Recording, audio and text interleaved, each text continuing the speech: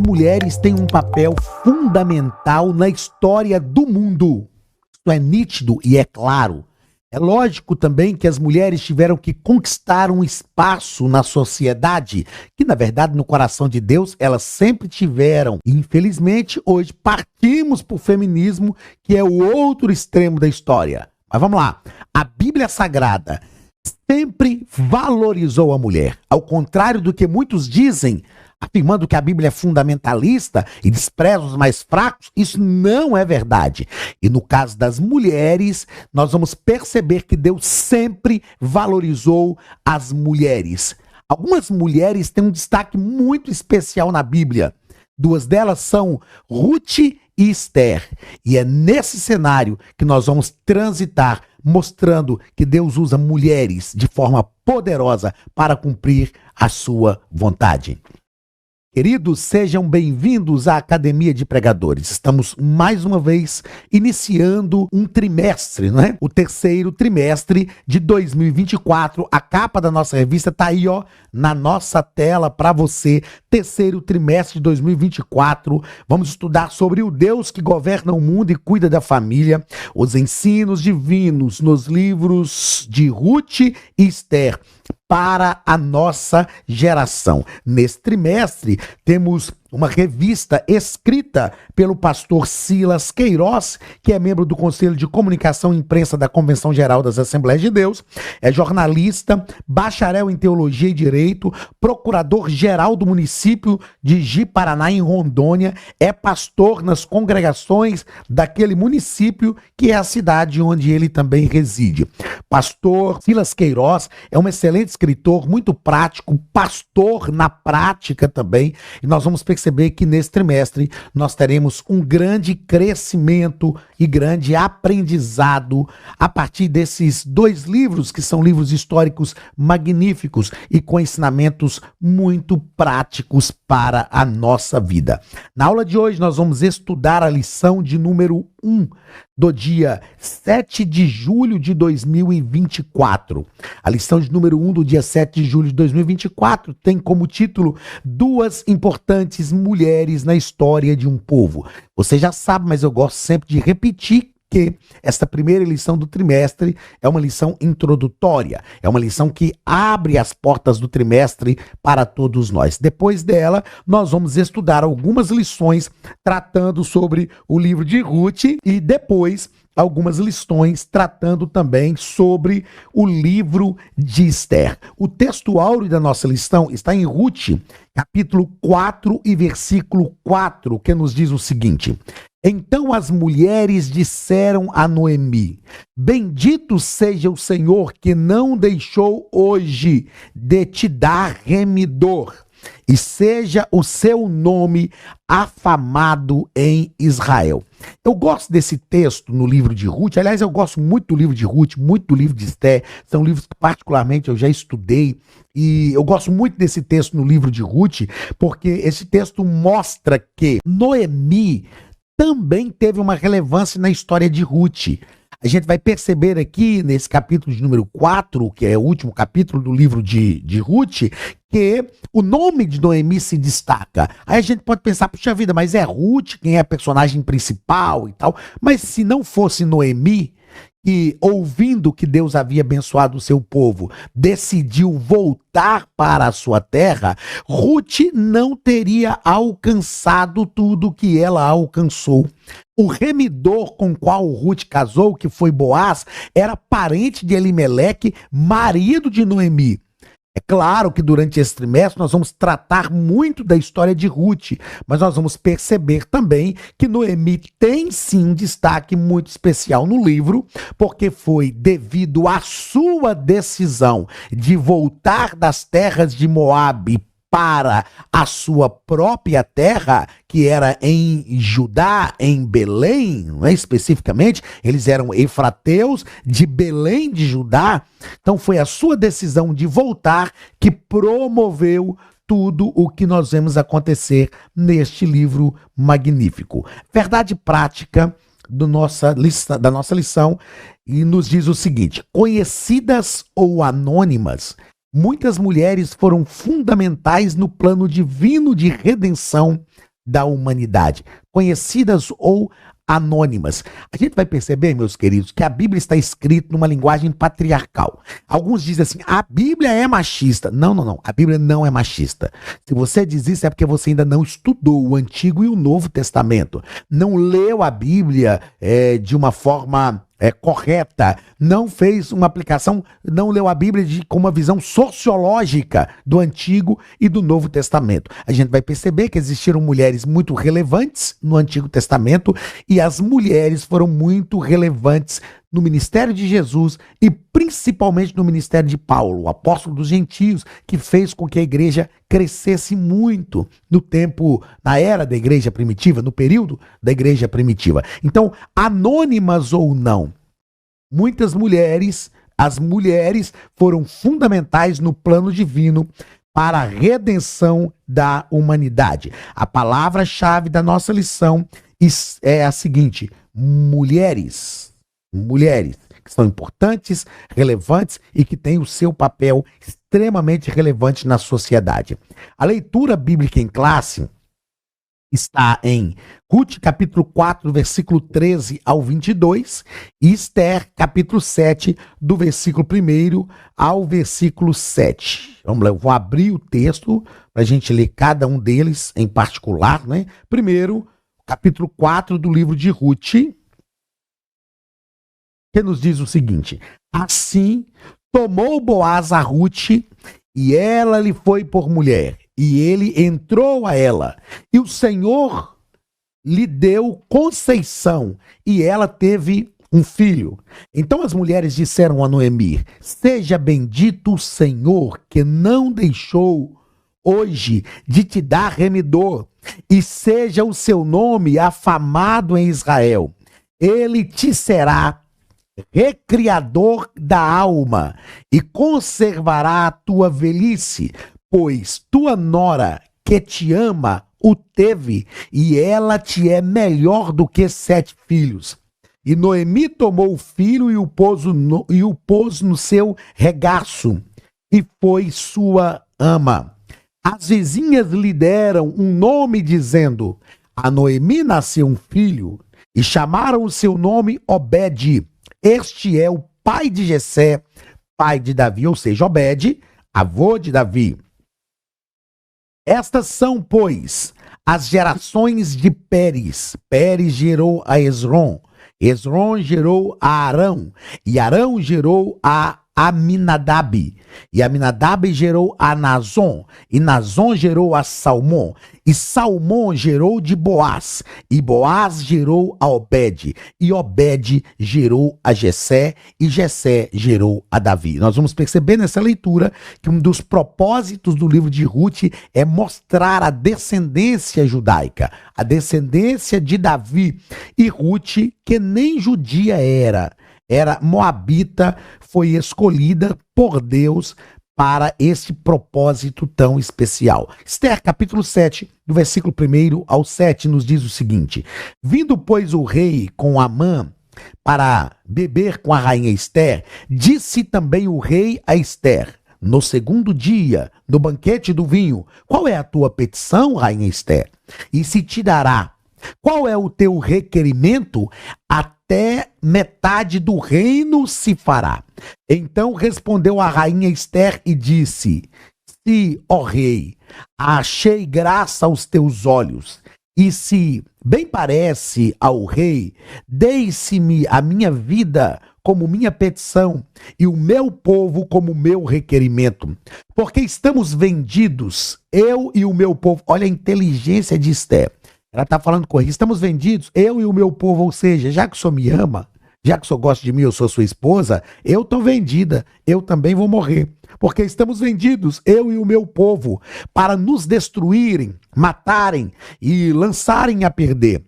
Se ainda por servos e por servas nos vendessem, calar-me-ia. Ou seja, se não quisesse matar a gente, se a sua esposa, rei, fosse ser vendida como uma serva, eu ficaria calada. Mas, ainda que o opressor não recompensaria a perda do rei. Então, falou o rei Assuero e disse à rainha Esther: quem é esse? E onde está esse cujo coração se instigou a fazer assim? E disse Esther: o homem, o opressor e o inimigo é este mau Amã. Então Amã se perturbou perante o rei e a rainha. E o rei, no seu furor, se levantou do banquete do vinho para o jardim do palácio. E Amã se pôs em pé para rogar à rainha pela sua vida, porque viu que já o mal lhe era determinado pelo rei.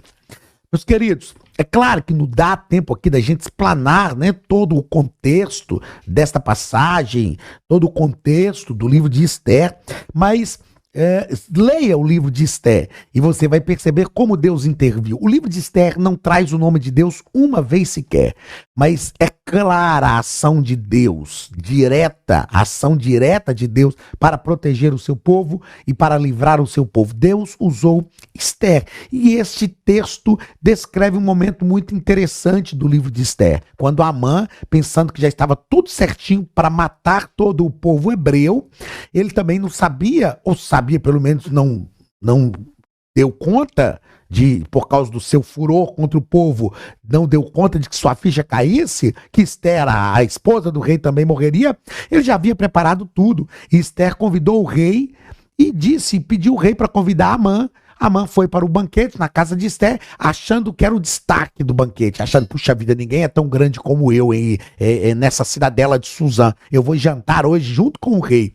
E quando ele chegou, Esther realmente pontuou a sua maldade e ele percebeu que o rei não iria deixar aquilo passar, que o rei realmente iria tratar como precisava ser tratado. Enfim, Deus reverteu essa situação e fez com que o povo de Israel fosse livre. Vamos à introdução da nossa lição, onde o nosso comentarista, ou o nosso escritor, pastor Silas, nos diz que Ruth e Esther, vamos lá, Ruth e Esther, deixa eu grifar tudo o que eu preciso, como eu costumo fazer, e pronto. Ruth e Esther são os dois livros da Bíblia que levam o nome de mulheres.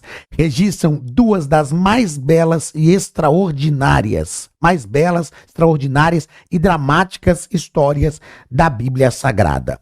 Essas histórias, tanto de Ruth quanto de Esther, se não fosse a intervenção de Deus, realmente seriam livros muito trágicos, terríveis. Mas Deus interviu, livrou o seu povo e preservou o seu povo dentro da sua vontade. Outra coisa que o pastor Silas nos propõe aqui é que Ruth e Esther viveram em épocas e circunstâncias e contextos muito diferentes, mas expressaram as mesmas virtudes espirituais e morais: fé, convicção, humildade, coragem, obediência, simplicidade, pureza, abnegação, temor a Deus e disposição de servir. Perceba que todas essas coisas, que são muito bem descritas aqui pelo pastor Silas Queiroz, são virtudes que devem estar na nossa vida como servos de Deus hoje. São virtudes que devem estar. Olha só: fé, convicção, humildade, coragem, obediência, simplicidade, pureza, abnegação, temor a Deus e disposição de servir. Todos nós, como servos de Deus, precisamos expressar essas virtudes. Precisamos viver essas virtudes. Essas virtudes devem verdadeiramente ter uma praticidade cotidiana, fazer parte da nossa vida, porque só assim nós verdadeiramente seremos discípulos do Senhor. Primeiro ponto da nossa lição: Ruth, uma mulher importante para a linhagem de Davi. Primeiro parágrafo: uma moabita. Quem eram os moabitas? Eram descendentes de Ló com uma das suas filhas. Descendentes de Moabe, filhos da relação incestuosa de Ló, o sobrinho de Abraão, com a sua filha mais velha. Os moabitas eram um povo pagão, hostil a Israel desde os dias do rei Balaque. Ou seja, não sabe por quê? Os moabitas sempre quiseram prejudicar o povo de Israel. Nessa situação específica, nós vamos perceber, é claro que não no livro na lição de hoje, mas na lição de domingo que vem, nós vamos perceber que Elimeleque saiu da sua terra para a terra de Moabe. E lá os filhos casaram com mulheres moabitas. Embora Deus instituiu, a partir da lei, que o povo de Israel não podia se misturar com outros povos, mas nessa situação aqui, nós vamos perceber e entender que Deus não condenou esta atitude dos filhos se casarem. É claro que nós vamos aprender durante esse trimestre que Elimeleque não deveria ter feito aquilo. Elimeleque não deveria ter saído da sua terra sem a orientação de Deus para ir para uma terra distante. E a gente vai perceber que houve uma tragédia familiar ali. Como eu disse agora há pouco, a tragédia não foi total porque houve uma intervenção de Deus, mas houve uma tragédia familiar. Mas aqui nós temos então a origem da descendência de Ruth, né? A origem deste povo moabita. Segundo parágrafo do primeiro ponto,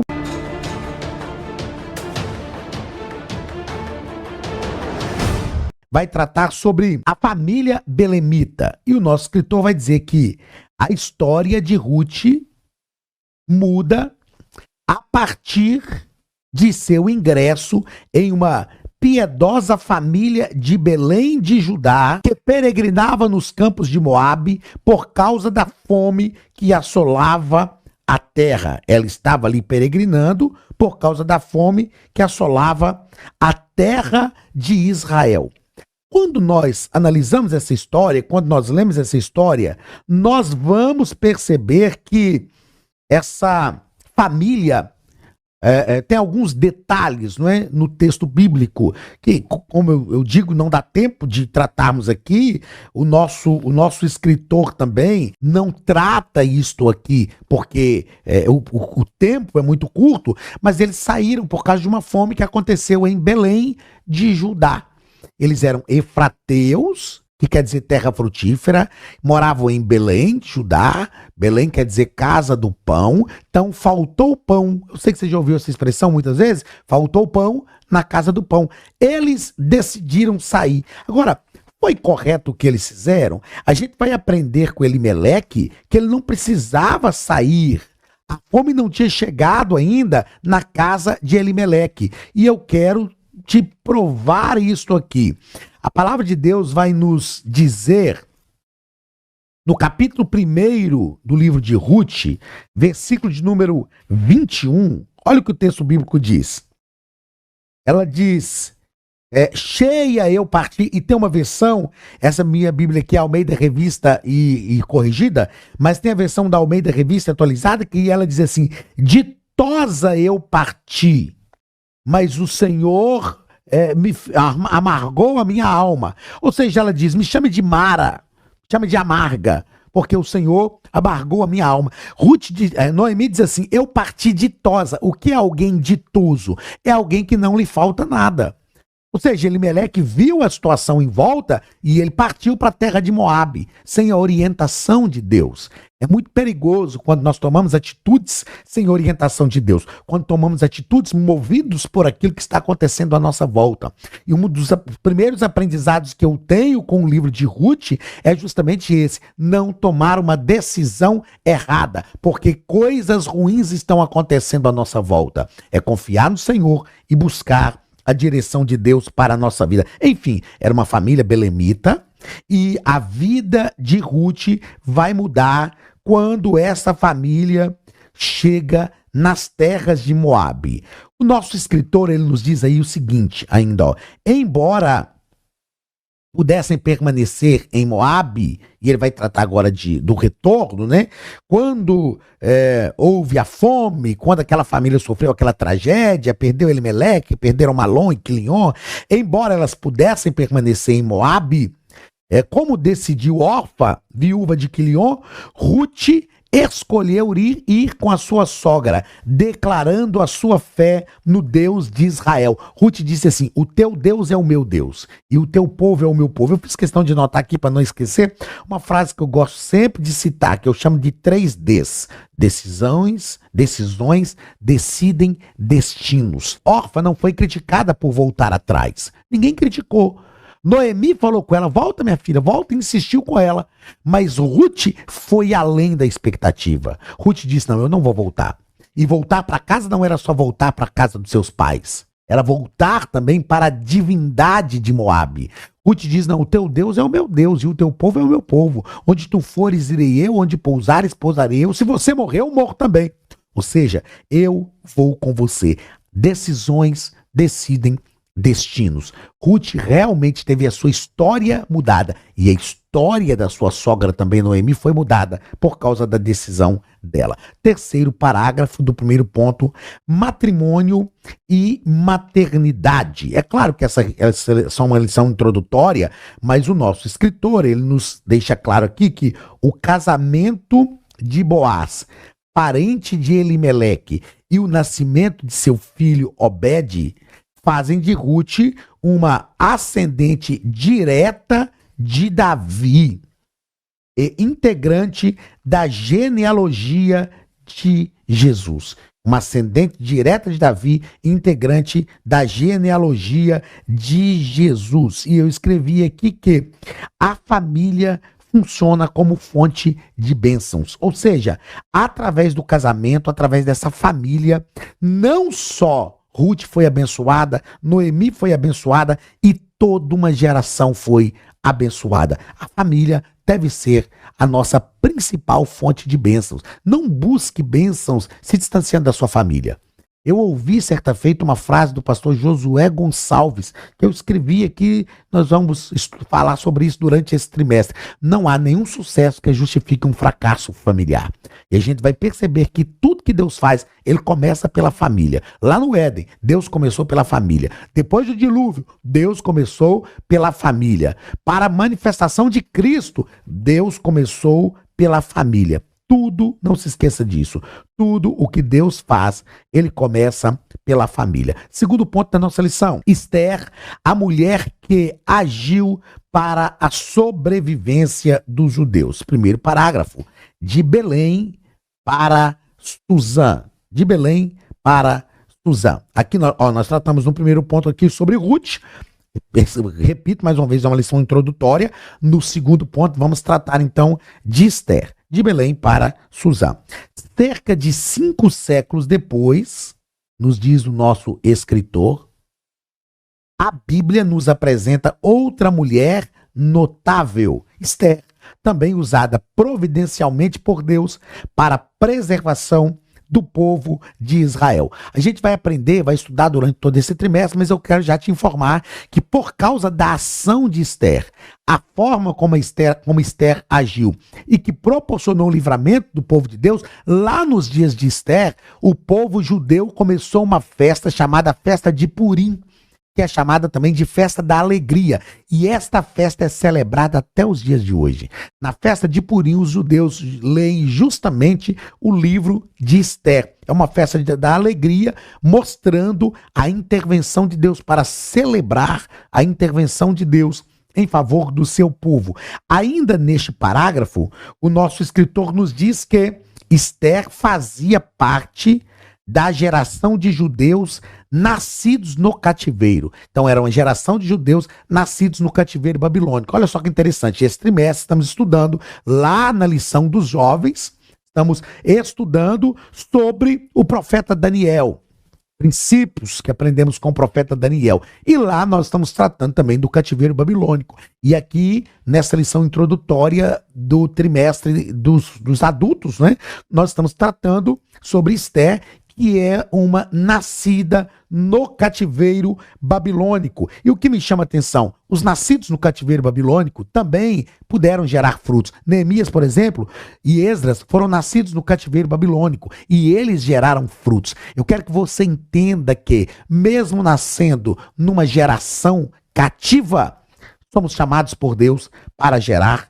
frutos. Outra coisa, O fim do cativeiro babilônico foi decretado por Ciro, rei da Média e da Pérsia, no ano 538 a.C., quando ocorreu o primeiro retorno do cativeiro babilônico. O nosso escritor ainda nos diz que, no entanto, a maioria dos judeus permaneceu na Babilônia sob domínio persa. Quando nós estudamos a história dos judeus, nós vamos perceber que, não obstante o rei Ciro permitir que eles voltassem para a sua terra em 3 levas, muitos ficaram por ali.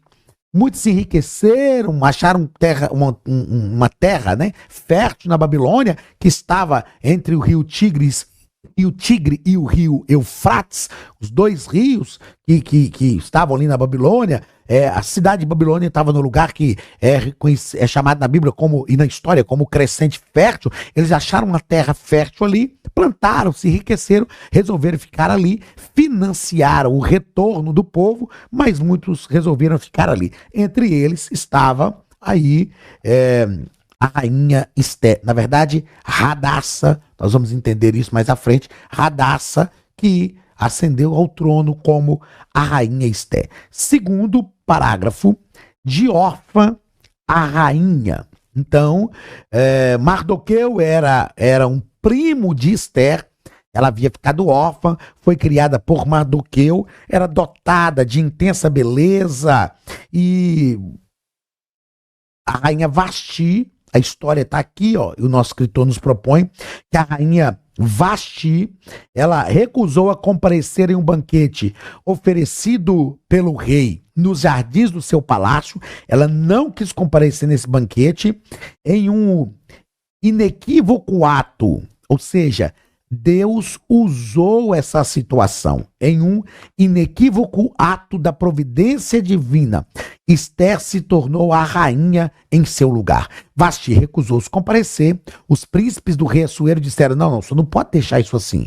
Vai que... Eu brinquei esses dias, né, numa aula, falando que o medo dos príncipes era que as mulheres começassem a mandar na coisa. E não resolveu, né? Resolveu o problema mundial. Mas naquele tempo, brincadeiras à parte, eles disseram ao rei Assuero: não, você não pode deixar isso, porque isso vai virar um problema. As mulheres da gente vai querer desobedecer, assim como Vasti desobedeceu o senhor. Então Assuero depôs Vasti do trono e abriu um concurso de Miss Suzã para escolher entre as mulheres do povo, da plebe, entre escolher as mulheres, uma nova esposa para o rei.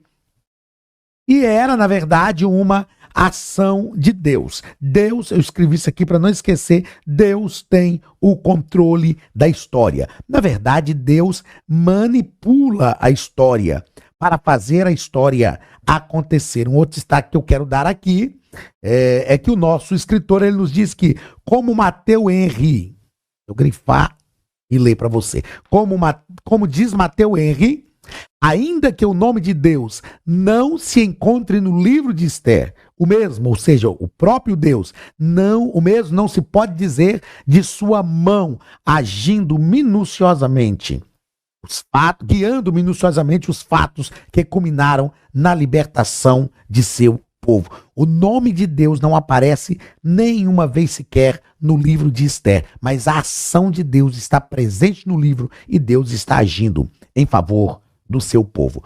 Último parágrafo do segundo ponto: no campo ou no palácio. Então, assim como Ruth, que estava no campo, Esther, que foi para o palácio, é um exemplo inspirativo do quanto valem a fidelidade e a confiança em Deus, seja qual for o contexto em que vivamos. Os princípios divinos são absolutos e imutáveis, suficientes para orientar nossa conduta em qualquer tempo e lugar. Não importa onde estivermos. Nós estamos estudando lá na revista dos jovens, estamos tratando sobre o profeta Daniel. Daniel foi fiel no palácio, mudaram o seu nome, tiraram da sua terra, tiraram da sua família, mas não mudaram o seu caráter. Então, vale a pena ser fiel a Deus. Vale a pena permanecer, mesmo em ambientes hostis, mesmo quando parece que as coisas não vão dar certo. Vale a pena ser fiel a Deus. Esther e Ruth nos mostram isso. Viveram em tempos adversos, em tempos de dificuldades, em situações hostis, mas foram mulheres que Deus preparou para aquele tempo e para aquele momento. E elas mantiveram a sua fidelidade a Deus. Terceiro ponto da nossa lição. Mulheres de Deus como protagonistas da história. Mulheres de Deus como protagonistas da história. O nosso escritor nos fala, eu já falei isso aqui no início da aula, que é a liderança masculina é instituída por Deus. A Bíblia não é um texto machista. A Bíblia não é machista. A Bíblia está escrita numa linguagem patriarcal, onde os homens têm uma ascendência. Mas a Bíblia ama muito as mulheres. E eu já vou falar disso aqui, ó. Então, a liderança masculina instituída por Deus não anula o propósito divino com a mulher, nem lhe tira a responsabilidade, em muitas circunstâncias, de ser protagonista da história. Vamos lá. De ser protagonista da história. Isso não implica, todavia, na necessidade de confundir ou inverter os papéis entre homem e mulher. Como eu já pontuei aqui, o movimento feminista hoje, ele tirou a mulher de um extremo e levou a mulher para outro extremo. Gente, mulher nunca vai ser igual a homem. Eu falo em tom de brincadeira, mas com toda a verdade, que o dia que eu descobri que mulher foi igual a homem, eu largo a minha, porque deve ser muito chato viver do lado de um homem, para mim, né? Com certeza. Então, mulher nunca vai ser igual a homem. Ela tem o mesmo valor diante de Deus. E cada um tem o seu papel na sociedade. Por exemplo, quando nós olhamos e estudamos a Bíblia, eu sou professor de Antigo Testamento, então posso falar isso, sou professor de disciplinas que envolvem o Novo Testamento também, mas a visão que a Bíblia transmite da mulher, ela é de alto valor.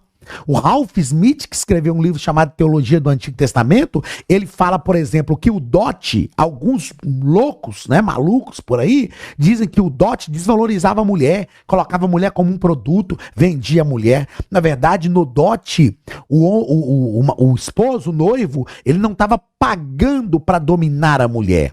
O dote demonstra o alto valor que a mulher tinha. O Ralph Smith fala sobre isso. Na verdade, o dote é o seguinte: a moça tinha um valor tão grande para o pai, que o pai dizia para o rapaz assim: se você quiser levar essa moça da minha casa, você tem que pagar por isso. Você tem que pagar por isso. Mas isso não dava a ele o direito de mandar na mulher. Não. Dava a ele o dever de amá-la. O dever de amá-la. E aí nós temos diversas argumentações no Antigo Testamento que vão mostrar isso. Por exemplo, a carta de divórcio que Moisés permitiu no Antigo Testamento era, na verdade, uma ação para proteger a mulher. Porque o cara casava, não gostava, despedia a mulher de qualquer forma. Aí Moisés diz, não, vocês vão precisar da carta de divórcio. Para dar a carta de divórcio, o caso era levado diante dos anciãos e os anciãos da cidade decidiam se ele podia ou não dar carta de divórcio. É claro que não era a vontade de Deus. O próprio Jesus fala isso. Moisés permitiu a carta de divórcio por causa da dureza do coração do povo. Mas foi um instrumento de Deus lá no Antigo Testamento para proteger a mulher. Então a mulher sempre foi protegida na Bíblia. A visão de Deus sempre foi proteger as mulheres. É claro que nós vivemos numa sociedade desajustada. É claro, eu entendo isso. Mas a palavra de Deus vai nos oferecer argumentos para proteger as mulheres. Segundo parágrafo deste terceiro ponto. Cumprindo os papéis. Noemi dá testemunho de que Ruth cumpriu bem a sua função como esposa. Seu extraordinário relacionamento com a sogra não nos permite outra conclusão. Ambas eram mulheres sábias, tanto Ruth quanto Esther. Ambas eram mulheres sábias, que conheciam bem os seus papéis. Noemi também, o que é fundamental para uma boa convivência em família, inclusive entre nora e sogra. não é? Inclusive entre nora e sogra, que é o caso do livro de Ruth. O que nós precisamos entender é que homem e mulher têm os seus papéis. E quando os papéis se confundem, e é o que está acontecendo na nossa sociedade, uma confusão de papéis, nós temos diversos problemas que surgem no seio da família. É possível nos amar, é possível vivermos homem e mulher cumprindo os seus papéis, se amando e edificando uma família para a glória do nome do Senhor. Terceiro e último ponto da nossa lição, terceiro parágrafo, terceiro ponto e último ponto. Educação familiar. Não foi apenas a beleza de Esther que ele fez ser escolhida como rainha, mas a sua humildade e bom comportamento. Ela foi criada por seu primo Mardoqueu e ela estava pronta para aquele momento. É muito interessante. Nós precisamos aprender a criar filhos que os façam estar prontos para qualquer momento que a vida exija. Então, Mardoqueu criou Esther. Esther, que era Radassa, era órfã. E ela não ficou sofrendo de autocomiseração. Ai, coitadinha de mim, eu não tenho pai, não tenho mãe, fui criada pelo meu primo. Ela foi tão bem instruída, ela recebeu tão boa educação familiar, que passou no concurso de Miss Suzã. Estava pronta para assumir o trono. Continuando aí, olha, dentro do que o nosso escritor nos propõe, é que no lar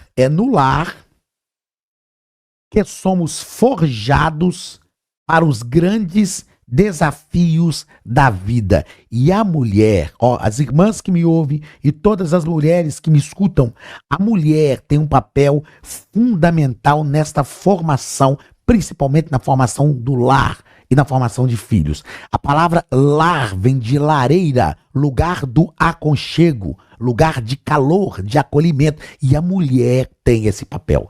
Pela sensibilidade que Deus deu à mulher, devido à maternidade, a mulher recebeu esta sensibilidade para que ela edifique o lar. A Bíblia diz que a mulher sábia edifica a sua casa, mas a tola a destrói com as suas próprias mãos. E aqui vem uma frase, né? Que eu disse, que eu ouvi do pastor Josué Gonçalves. Não é o José Gonçalves, escritor de CPAD. É o pastor Josué Gonçalves, que tem um ministério totalmente voltado para a família. Mora em São Paulo, Ministério Família Debaixo da Graça.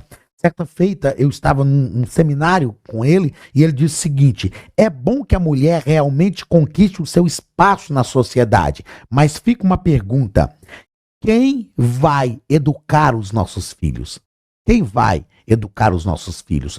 Nós não podemos lutar para assumirmos compromissos, não podemos conquistar mundos, né, no plural, não podemos conquistar mundos e esquecer da nossa casa, esquecer da nossa família. Os nossos filhos são criados por uma babá. Como diz aqui nos Estados Unidos, babysitter. E infelizmente aqui nos Estados Unidos tem filhos que aprendem a chamar a babysitter de mãe e não chamam a mãe de mãe. Tem filhos que passam mais tempo com a babysitter do que com as próprias mães. E eles são influenciados mais pelas babysitters. Nós precisamos entender que, como pais, eu como pai, a minha esposa como mãe, tem um papel fundamental na formação de filhos. Que nós entendamos isto e percebamos que a nossa família é o bem mais precioso que nós temos, porque é o único patrimônio que nós vamos levar daqui da terra para o céu e que nós realmente levemos este patrimônio aqui da terra para o céu juntamente conosco. Queridos, estamos simplesmente iniciando esse terceiro trimestre das nossas lições de adultos. Com toda certeza será um trimestre maravilhoso. Além de um excelente escritor, nós temos um assunto gostoso, prático para a nossa vida e um assunto que com certeza vai deixar um sabor muito especial durante esse trimestre. Deus te abençoe. Receba um abraço do pastor Anderson Silva e da Academia de Pregadores. Deixa seu like, se inscreva e ative as notificações. Até a próxima!